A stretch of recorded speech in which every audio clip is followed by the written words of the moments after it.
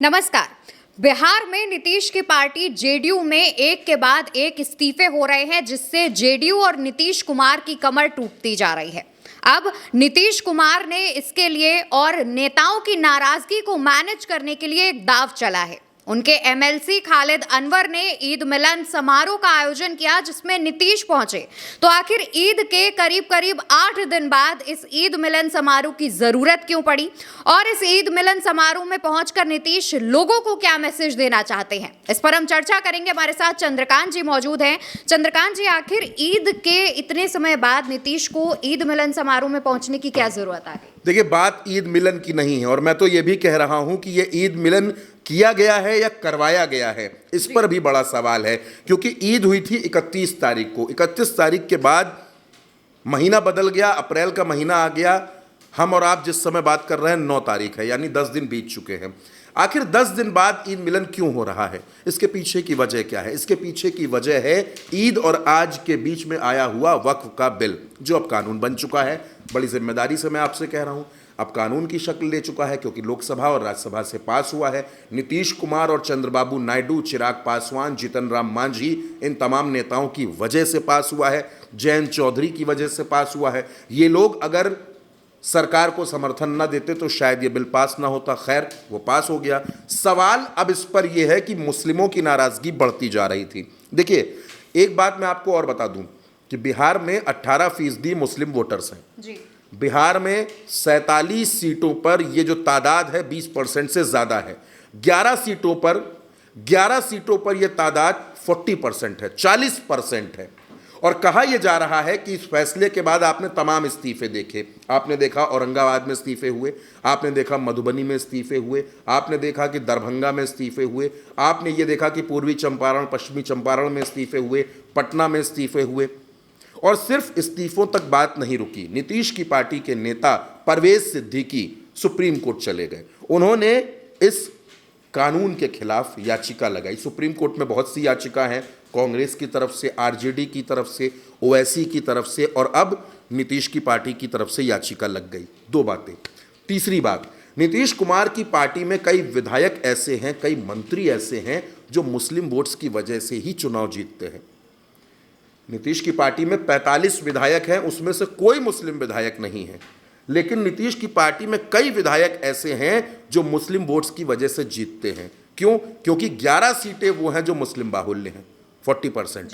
47 सीटें वो हैं जहां 20% मुस्लिम हैं, यानी मुसलमान वहां जिता रहे हैं, हरा रहे हैं।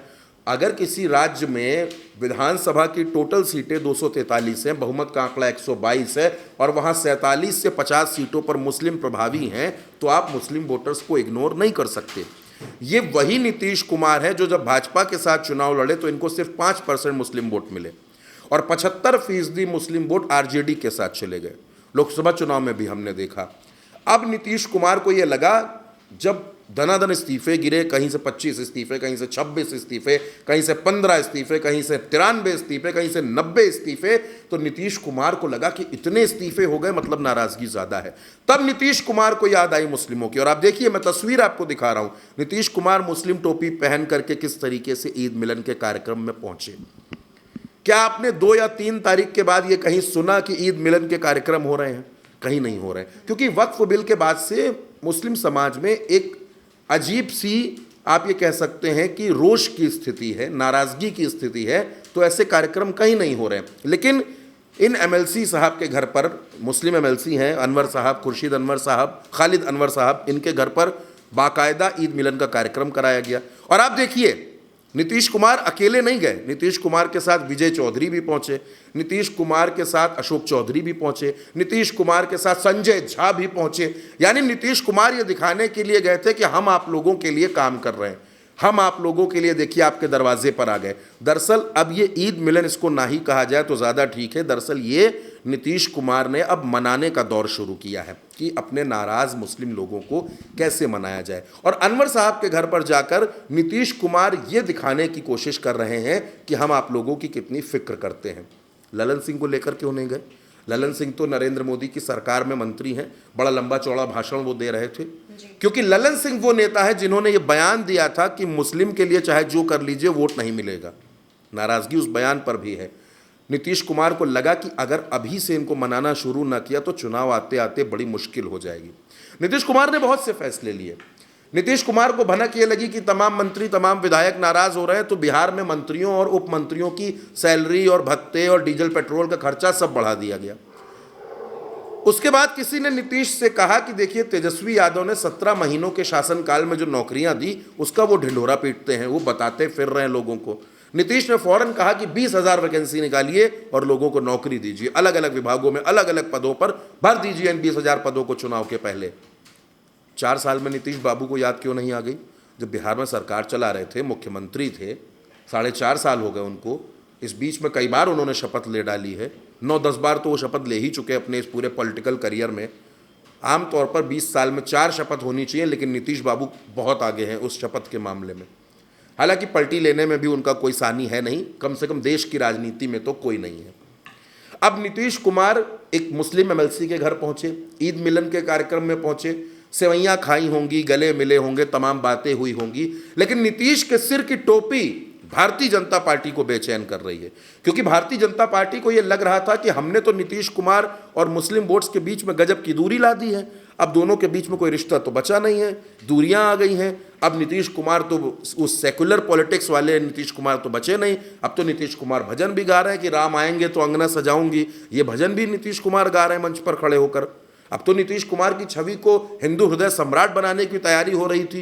अब तो ये तैयारी हो रही थी कि नीतीश के चेहरे पर चुनाव लड़कर हिंदू वोट एक तरफा गिरेगा भारतीय जनता पार्टी और जेडीयू के खाते में, चिराग के खाते में, चाहे वो किसी जाति का वोटर हो, वो मांझी हो, कुशवाहा हो, काची हो, मल्लाह हो, निषाद हो, ब्राह्मण, ठाकुर, बनिया, भूमिहार, कोई भी हो, बिहार में वो सारे वोट एक तरफा नीतीश की पार्टी को और भाजपा को मिल जाएंगे। लेकिन नीतीश कुमार फिर बेचैन हो उठे।